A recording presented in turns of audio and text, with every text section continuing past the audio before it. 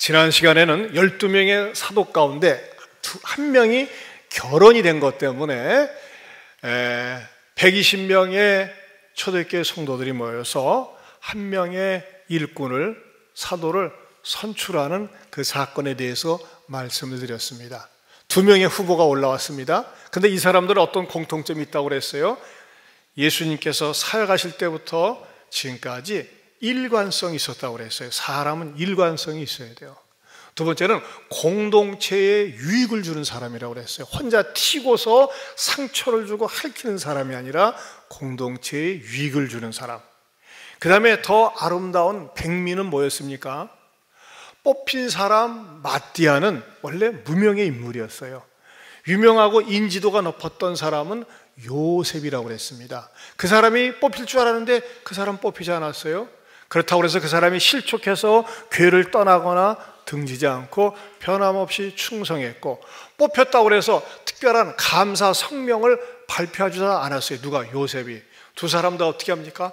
묵묵히 초대교회에서 봉사하며 충성했고, 오히려 뽑혔던 마띠아는 나중에 복음을 전하러 다니다가 순교의 돌을 맞고 순교했다고 하는 그런 성경 속에서 유명한 인물로 쓰임을 받습니다. 나중에서 그렇게 유명한 인물로 평가되었지, 초창기 때는 무명의 인물로 그렇게 조용히 사역을 했습니다. 이것이 무엇이 되어야 합니까? 교회에 흐르는 정신이 되어야 돼요.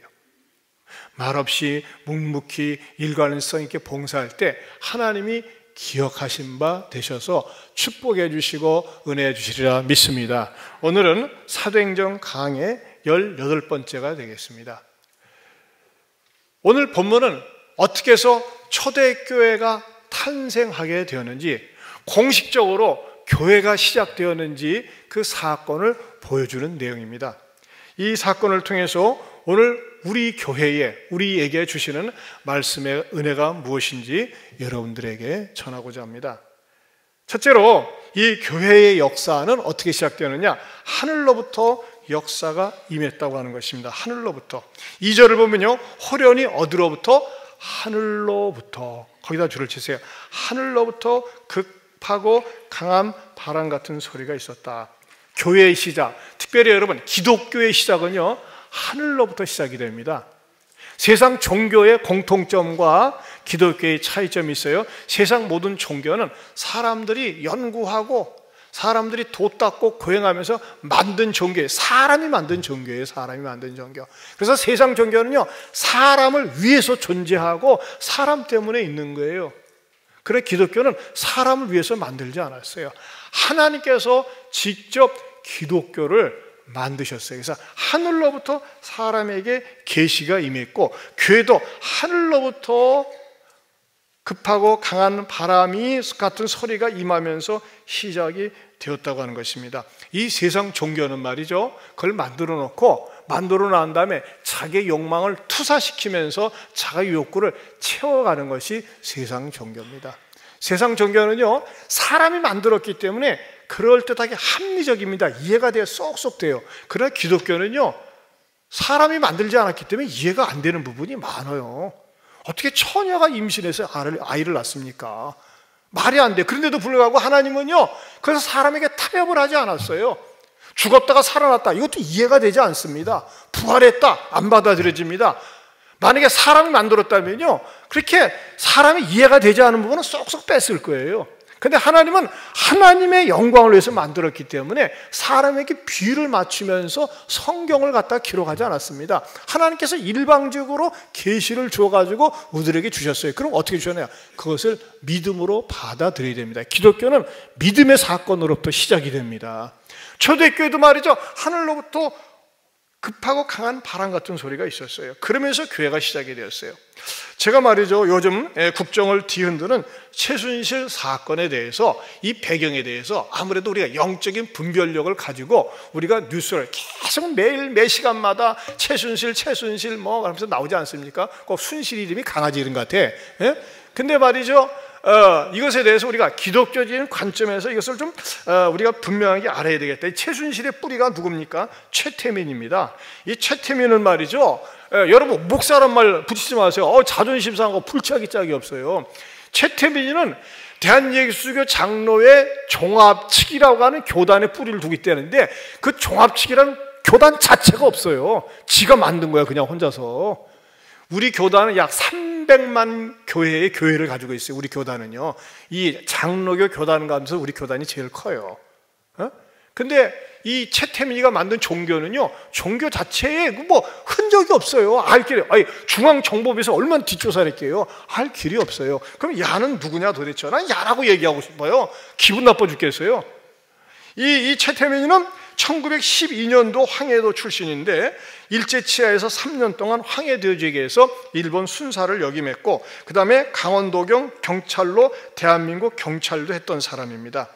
그런데 1954년에 결혼했지만 바람을 피우는 것 때문에 마누라한테 걸려가지고 고발을 당했어요. 고소를 당했어요. 그러니까 도망간다는 게 어디로 도망갔냐? 절간으로 도망갔어요. 이 최태민은 이게 아주 이 변장술이 탁월한 것 같아. 그래가지고 기왕에 절간으로 도망갈 바에야 중이 되자가지고 중이 됐어요. 중이 된 다음에 또 어떻게 하다가 뭐냐면 1969년에는 성당에서 또 영세도 받습니다. 그러면서 1970년대에 여러 종교를 접하면서 이 사람 마누라가 6명이었어요. 6명. 결혼을 6번이나 했어요. 아무튼 힘도 좋고 아무튼 재주도 좋아요. 여러분, 우리가 한 번 장가 가가지고 아내 모시고 살기도 힘든데 6번 바꿔치기 하면서 사마리아 여인도 아닌데 대단한 참 능력이 있어요. 그리고 꾀가 많고 머리가 좋아요. 그러면서 어떻게 했느냐? 영생교라는 것을 만드는데 1973년도 5월 13일자 대전일보 사면에 이렇게 저를 소개했어요. 뭐라고 하느냐? 영세계에서 알리는 말씀, 근제시야 귀체 만복하심을 암축하나이다. 영세계 주인이신 조물주께서 보내신 칙사. 얘 자기가 칙사라고 얘기하세요. 칙사. 그러면서 뭐라고 큰 글씨로 불교에서의 깨우침, 기독교에서 성령 강림, 천주교에서 인내점, 이걸 짜집기 한 게 영생교의 교주라는 겁니다. 철저하게 이단 사이비의 교주예요. 여러분, 원불교도 정통 불교 입장에서 보면 그 이단이에요, 이단. 마찬가지로 야도 뭐예요? 이게 완전히 이단이에요, 이단. 그 이단인데 얘가 머리가 잘 돌아간 머리가 어떻게 잘 돌아가느냐? 1974년 8월 15일 날 유영수 여사가 문세강에 의해서 저격을 당했을 때 그 딸, 박근혜, 그때 당시에 박근혜 양이죠. 20살 20대 중반에 박근혜 양이 시름에 젖어 있을 때 이 머리가 잘 돌아가니까 편지를 보내가지고 어떻게 술수를 썼느냐? 꿈속에서 유경수 여사가 나에게 나타났는데 이 자기 딸이 슬픔에 빠지는데 슬퍼하지 말라고 하면서 말이죠, 3번이나 편지를 보냈어요. 그러면서 뭐라고 위로를 했느냐? 니네 엄마가 천국 갔으니까 걱정하지 말아라 그랬어요. 얼마나 위로가 되겠어요. 그러면서 3번이나 편지를 보내고 너를 갖다가 아시아의 지도자로 삼을 건데 슬퍼하지 말라. 그리고 그러면서 이렇게 얘기를 하니까 거기에 착 달라붙어가지고 구국 봉사단이 그런 활동을 했어요. 그리고서 2년이 시작된 것이 말하자면은 이제 최순실이라는 그 딸을 통해서 40년간 이렇게 교제를 나누다가 오늘의 이 모양까지 이르게 된 것입니다. 그 다음 얘기는 제가 안 하겠어요. 그러나 중요한 건 여러분, 이 사악한 영을 받은 사람의 말하자면은 지휘를 받고 지도를 받았다는 것 자체가 너무나 우리를 슬프게 하고 분노를 가져다 준다고 하는 것입니다. 최태민이라는 자 자체가요, 이건 사악한 이단의 교주입니다. 여러분, 이단은요, 이 사이비 종교는 어떤 특징을 가지고 있습니까? 항상 자기 욕망을 발전시키는 데 관심이 있어요. 그래가지고 권력에 빌붙어가지고 그 권력을 통해서 부를 갖다가 얻고 자기 욕망을 채우려는 수단을 가지고 있어요. 신천지가 그러하고 박태선이가 그렇게 하고 통일교가 그러지 않습니까? 여러분, 건전한 종교, 저는 기독교를 종교라고 얘기하는 것이 굉장히 불쾌합니다. 기독교는 종교가 아니에요. 사람이 만든 게 아니에요. 근데 달리 표현할 방법이 없으니까. 기독교는 생명 그 자체고 생명의 출발입니다. 왜 그런지 아십니까? 하나님이 우리에게 직접 주셨기 때문에 그렇습니다. 하지만 건강한 교회의 모습은 어떠냐? 사람의 균형을 이루어요. 어디에 치우치지를 않습니다. 모든 종교는 땅에서부터 옵니다. 인본주의 중심입니다. 세속적이고 권력지향적입니다. 그러나 기독교는 하나님의 영광을 위하고 다른 사람의 유익을 위하고 건강한 가정생활, 절대 말이죠, 건강한 기독교는 다른 사람들을 이용해가지고 사리사욕을 채우지 않습니다. 그러나 여러분, 우리가 알고 있는 것처럼 최태민과 그 일가 일당들은 얼마나 나라를 갖다가 말아먹으려고 작정을 한 거 아니겠습니까? 정말 너무나 안타깝습니다. 이러한 때 제가 이 사도행전 강해를 하면서 여러분들에게 말씀을 근거로 해서 전할 수 있다는 것에 대해서 감사하게 생각을 합니다. 우리 기도 많이 해야 됩니다. 정말 우리가 어수선한 상황 속에 있어요. 그러면서 이 사도행전에서 주시는 말씀이 뭡니까? 따라서 건강한 교회, 건강한 신앙생활, 행복한 신앙생활이다. 아멘입니까? 건강한 신앙생활, 그리고 건강한 교회에서 행복하게 신앙생활하는 것이 나에게 축복이요, 우리 가정에게 축복이 되는 줄로 믿습니다. 오주환 목사는 교단과 신학교가 철저합니다. 백날 조사에도 저는 이렇게 늦게 공부했지만은 숭실대학교 영문과를 졸업했고 총회신학대학원을 졸업했고 건전한 우리 합동측에서 목사 안수를 받았으니까 혹시 최태민이가 저게 가짜 목사인데 목사할 적에 여러분들의 마음속에 의심이 생겨가지고 우리 오주환 목사님도 진짜 목사일까? 염려 놓으시기 바랍니다. 두 번째는 바람 같은 소리가 있었습니다. 바람 같은 소리. 자, 2절을 보겠습니다. 2절에 보면요, 호련히 하늘로부터 급하고 강한 바람 같은 소리가 있어. 거기다 줄을 치세요. 급하고 강한 바람 같은 소리가 있어 그들이 앉은 온 집에 가득하다 그랬어요. 이 소리를 통해서 어떻게 합니까? 다른 언어들로 말하기 시작했습니다. 이 소리 속에 하나님의 말씀, 하나님의 음성이 담겨져 있었습니다. 때로는 성경을 보면요, 하나님의 음성이 소리를 통해서 사람들에게 다가오고 말씀하십니다. 예수님도 우리 모든 사람의 죄를 짊어지시고 죄인이 아닌데 죄인의 모습으로 세례를 받고 올라오실 때 무엇이 있었습니까? 마태복음 3장 17절을 보겠습니다. 같이 봅니다. 시작. 하늘로부터 소리가 있어 말씀하시되 이는 내 사랑하는 아들이요 내 기뻐하는 자라 하시니라. 여기서 뭐예요? 하늘로부터 소리가 있었어요. 구약에서도요, 하나님이 아브라함으로 하여금 자기 아들보다 나를 더 사랑하는지 시험하기 위해서 네 아들 이삭을 나한테 바치라 했을 때 아브라함이 말없이 순종을 하면서 아들을 제물로 바치려고 할 때 하나님께서 하늘로부터 소리를 냅다 지르면서 아브라함아 아브라함아 내 독자 이삭에게 손을 대지 말라, 이렇게 소리를 통해서 말씀하셨어요. 그러나 이런 경우도 있어요. 하나님께서 소리를 통해서 여러 사람이 있는 데서 말씀을 하시는데 어떤 사람에게는 또렷하게 분명하게 들리고 어떤 사람에게는 전혀 들리지도 않는 경우가 있어요. 그게 어디에 나와 있느냐? 사울을 통해서. 사울은 처음에 예수 믿기 전에는 예수 믿는 사람들을 갖다가 잡아들이고 고문하고 죽이는 일에 앞장섰던 사람이에요. 이 사람이 다메섹으로 올라갈 때 어떤 일이 있었느냐? 사도행전 22장 5절에서 9절 말씀, 자, 우리 다 같이 읽어보겠습니다. 시작.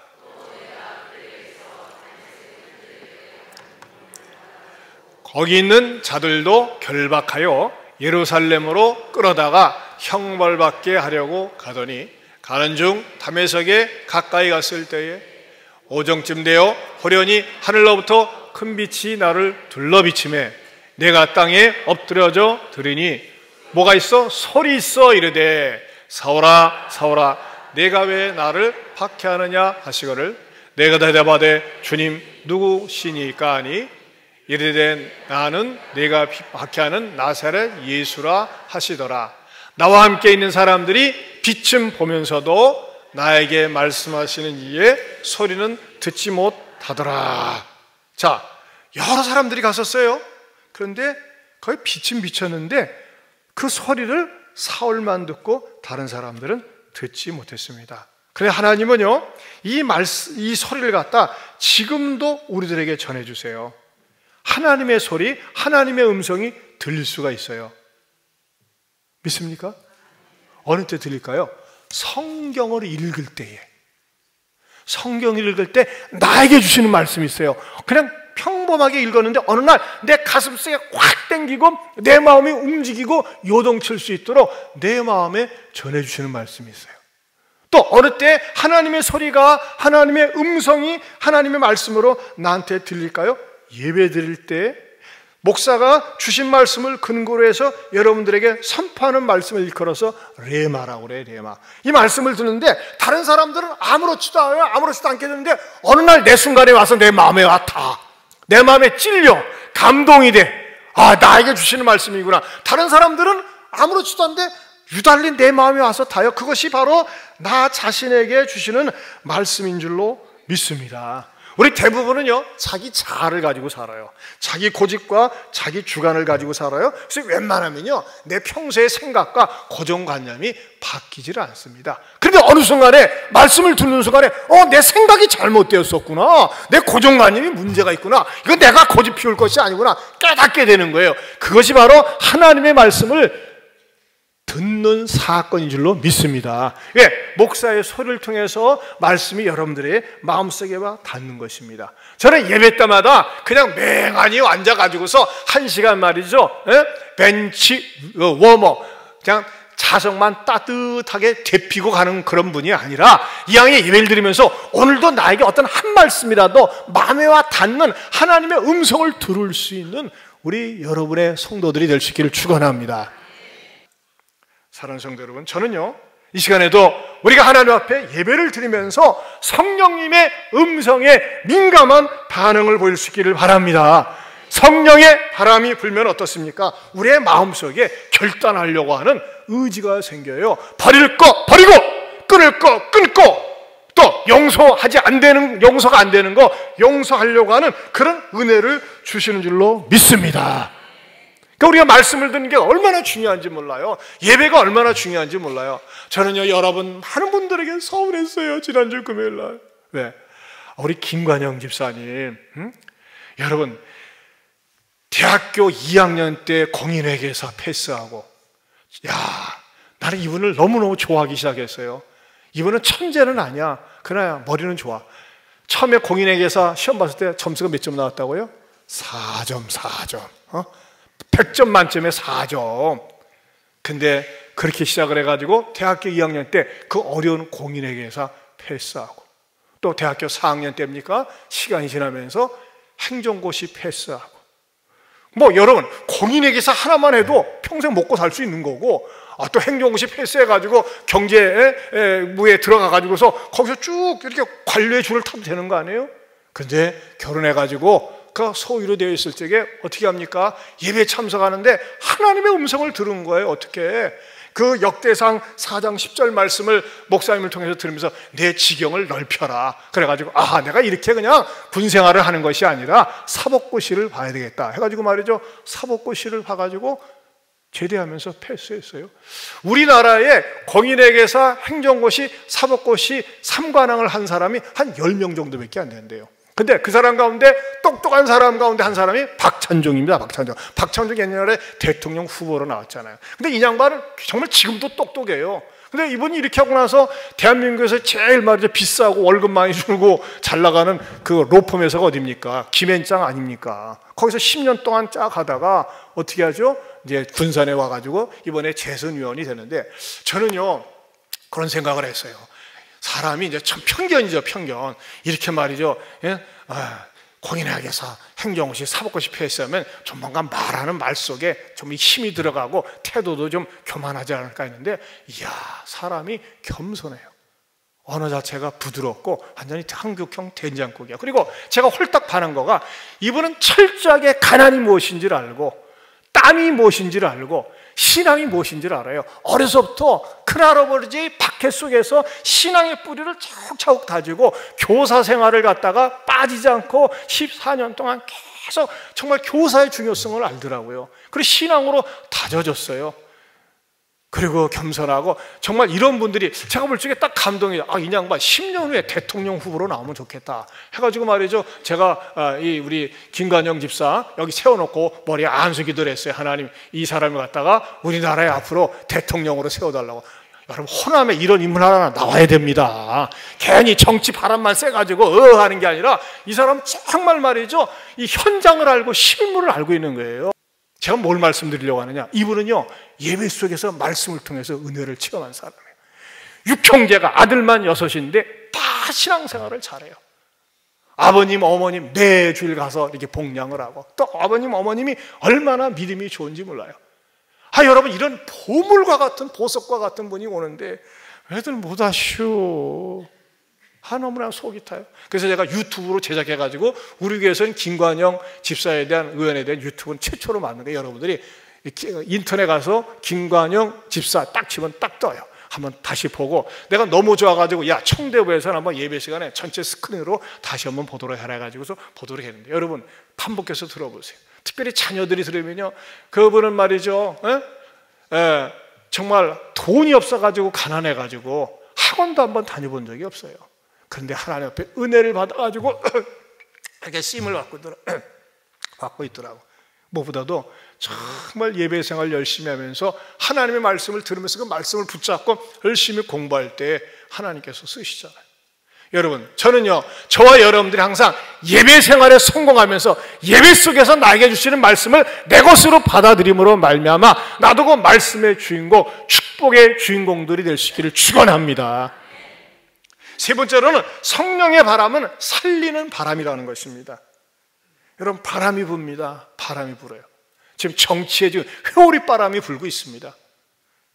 봄에 부는 따스한 바람, 여름에 부는 시원한 바람, 가을에 부는 스산하고 떨리는 바람, 겨울에 찬바람. 그러나 성령의 바람은 뜨거운 바람입니다. 성령의 바람은 살리는 바람이에요. 병든 영혼을 치료하는 바람이고 절망하는 영혼에게 새 힘을 줍니다. 하지만 마귀가 주는 바람은 미혹의 바람입니다. 혼미한 바람입니다. 권력의 바람, 욕망의 바람, 부끄러움의 바람이고 마침내 수치를 가져다 줍니다. 최태민과 그 일가 최순실, 결과는 우리가 불을 보듯이 뻔합니다. 어떤 바람입니까? 부끄러움과 수치를 당합니다. 마귀는 그런 짓을 합니다. 자기네 바람이 잘 탈 때는 승승장구하는 것 같고 재산도 많이 모아놓고 말이죠, 영향력을 끼치는 것 같지만 마침내 어떻게 됩니까? 생명의 바람 앞에 무너지게 되어 있습니다.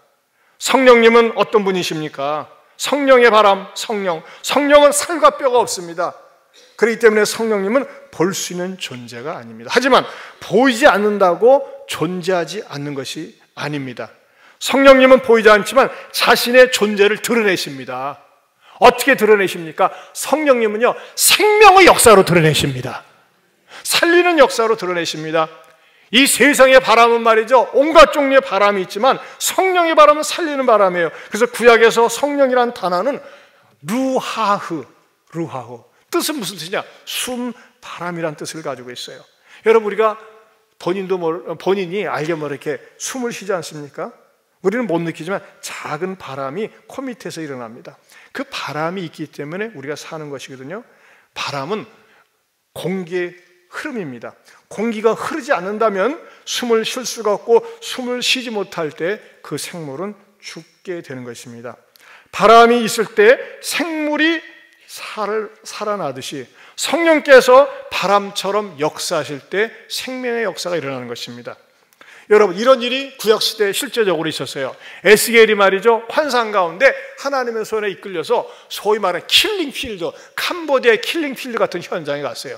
진짜 킬링필드 맨날 사진으로만 보다가 직접 가서 보니까 그냥 해골 바가지 뼈다귀만 잔뜩 쌓여져 있어요. 하나는 매력이 없어요.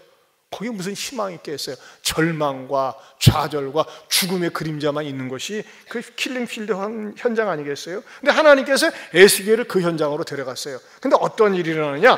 에스겔 37장 1절에서 7절, 10절 우리 한번 같이 쭉 읽겠습니다. 여호와께서 권능으로 내게 임재하시고 그의 영으로 나를 데리고 가서 골짜기 가운데 두셨는데 거기 뼈가 가득하더라. 나를 그 뼈 사방으로 지나가게 하시기로 본즉 그 골짜기 지면에 뼈가 심이 많고 아주 말랐더라. 그가 내게 이르시되 인자야 이 뼈들이 능히 살 수 있겠느냐 하시기로 내가 대답하되 주여와여 주께서 아시나이다. 또 내게 이르시되 너는 이 모든 뼈에게 대언하여 이르기를 너희 마른 뼈들아 여호와의 말씀을 들을지어다. 주 여호와께서 이 뼈들에게 이같이 말씀하시기를 내가 생기를 너희에게 들어가게 하리니 너희가 살아나리라. 너희 위에 힘줄을 두고 살을 입히고 가죽으로 덮고 너희 속에 생기를 넣으리니 너희가 살아나리라. 또 내가 여호와인 줄 너희가 알리라 하셨다라. 이에 내가 명령을 따라 태어나니 태어날 때 소리가 나고 움직이며 이뼈 저뼈가 들어맞아 뼈들이 서로 연결되더라. 이에 내가 그 명령대로 태어나 했더니 생기가 그들에게 들어가매 그들이 곧 살아나서 일어서는데 극히 큰 군대더라. 이걸 환상 중에 딱 본 거예요. 뼈다구 몇 개 없는데 하나님의 생기가 들어가니까는 사람이 되고 군대가 되고 이스라엘 민족이 되었어요. 이것은 이스라엘의 역사 속에서 실제적으로 일어난 일이에요. 이스라엘은요, 주후 70년에 쫄딱 망해가지고 완전히 나라 자체가 없어져 버렸어요. 영토도 국민도 없었어요. 비행기가 폭파된 것처럼 나라가 완전히 씨가 말라버렸어요. 여러분, 한 나라가 망해버렸는데 어떻게 됩니까? 이 예언대로 1948년에 이스라엘이라는 나라가 회복이 되는 거예요. 역사상 한 번도 있었던 일이 없었습니다. 어느 민족도 1900년 동안 나라가 자체가 없었어요. 그런데 영토도 국민도 회복이 된 게 이스라엘입니다. 이런 회복의 역사가 하나님의 예언 가운데 이루어진 것입니다. 여러분, 저는요, 이 말씀을 묵상하는 가운데서 하나님께서 에스겔 37장에 성령의 생명의 역사가 이스라엘에게 일어난 것처럼 우리 민족에게도 일어날 수 있기를 바랍니다. 여러분, 북한 땅에는 죽음의 영이 지배하고 있어요. 죽음의 영이. 여러분, 김정은이가 계속해서 핵을 가지고 장난치는 건 뭐예요? 죽음 가지고 장난치는 거예요. 죽음 가지고. 백성들은 굶주고 있고 죽음의 영이 미혹의 영을 받아가지고서 백성들이 마음이 혼미합니다. 우리는 남한은 어떻습니까? 미혹의 영에 이끌려가지고 말이죠. 미혹의 영에 이끌려가지고 나라가 어수선합니다. 더럽습니다. 권력의 영에, 잘못된 권력의 영에 휩싸여가지고서 사리사욕에 추잡한 영에 휩쓸려서 정치권이 놀아나고 있어요. 이럴 때 뭐가 필요합니까? 성령의 새로운 영이, 순결한 영이 우리나라를 갖다가 회복시켜야 되어줘야 하는 줄로 믿습니다. 그렇기 위해서 우리가 어떻게 해야 될까요? 우리 민족이 살고 북한이 살기 위해서 성령의 새로운 바람이 불어야 됩니다. 성령님이 역사에 되어야 되는 줄로 믿습니다. 성령의 새로운 바람, 이런 바람이 불기 위해서는 대가 지불이 있어야 돼요. 어떻게 해야 됩니까? 사도행전 2장 1절을 보겠습니다. 2장 1절 같이 시작. 오순절날이 이미 이름에 그들이 다 같이 한 곳에 모였더니, 모임이 중요한 거예요. 모임. 여러분들이 놀러 다니고 구경 다니는 거 좋지만 예배 시간을 소중히 여기세요. 주일 예배뿐만 아니라 수요 예배, 금요 심야 기도회 또는 새벽 기도 자꾸 모여서 하나님 앞에 같이 무엇을 할 때 역사가 일어납니까? 1장 14절을 보겠습니다. 1장 14절 시작. 여자들과 예수의 어머니 마리아와 예수의 아우들과 더불어 마음을 같이하여 오로지 뭐하니라? 기도에 힘쓰니라. 기도에 힘쓰니라. 오로지 기도에 힘쓰니라.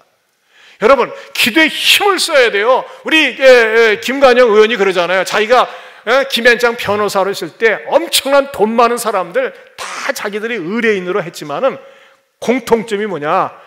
그 가정의 어른이 돌아가셨을 때 주권은 반드시 찾아온다는 거예요. 재산 분규 싸움 때문에.